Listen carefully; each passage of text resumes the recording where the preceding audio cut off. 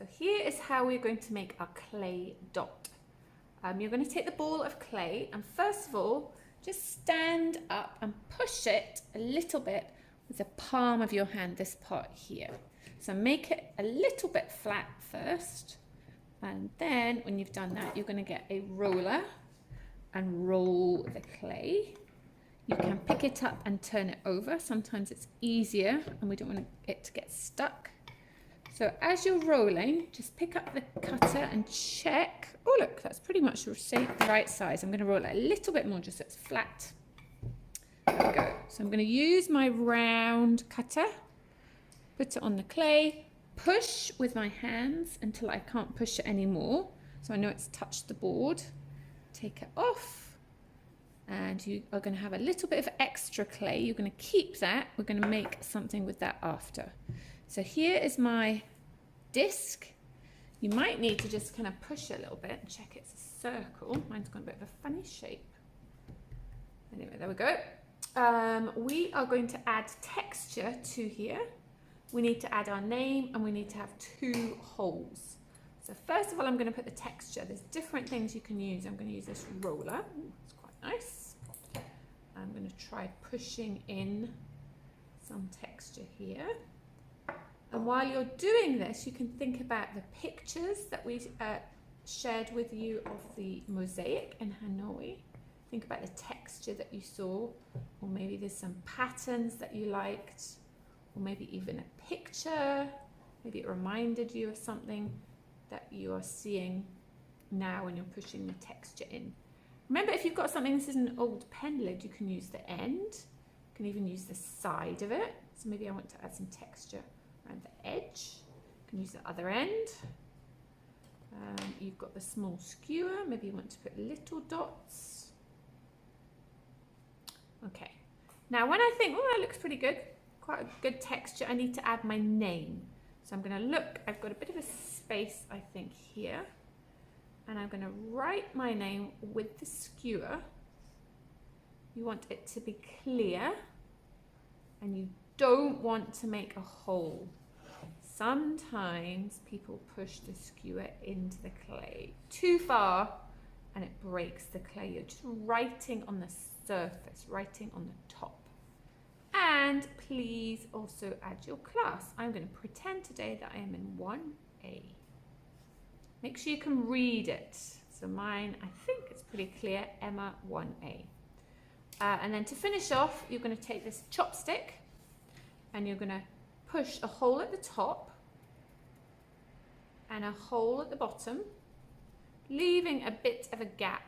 Actually, you can see I've just pushed it above my name. I didn't want it to spoil my name, so I've made a bit of a gap there. I'm going to pick it up. I'm going to check it's a bit of a circle. And then, if you want to, you can think about the edge of it. Do you want to add a bit of pattern to the edge to make it a bit more interesting? You don't have to do that, but you might want to. Okay, that is my disc part done. Now, with my extra clay, have a go at making some beads. I think I've got probably enough for 2 beads. So I'm going to squeeze the clay together into a ball.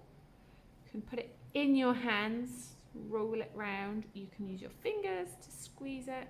You can roll it on the board. Whatever works best for you to make a nice round ball.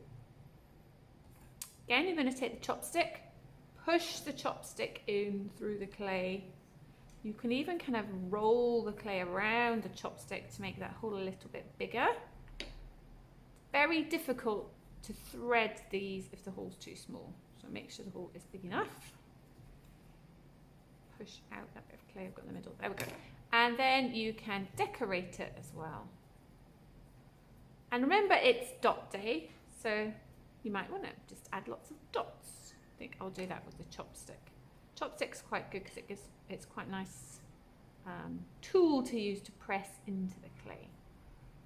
So that's going to be 1 bead. Just going to do that nice and quickly. Just reform it, so if it's not nice and round, you can put the chopstick back in. Make sure you've got a nice round hole and your ball or your bead is nice and round. And then I'm going to use this bit of clay to make another one. And I'm thinking now, Maybe it doesn't have to be round. Maybe it could even be like a little bit of a cylinder. So think of how you can be creative with the clay you've got left, making sure you've got a hole through it that we can thread it with.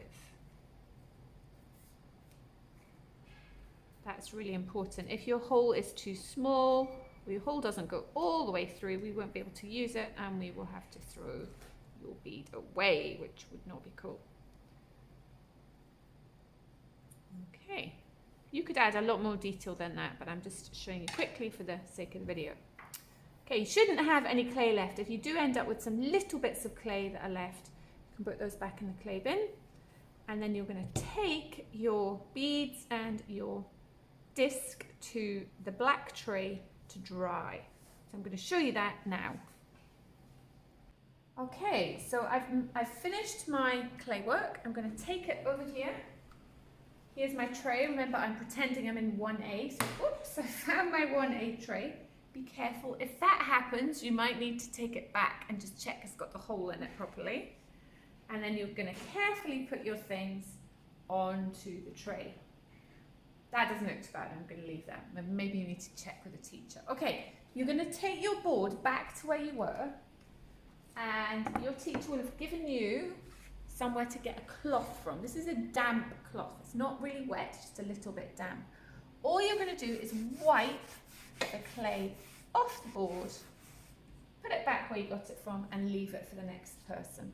Put away your texture tools, but you can leave the chopstick and the skewer, the cutter and the rolling pin ready for the next person too.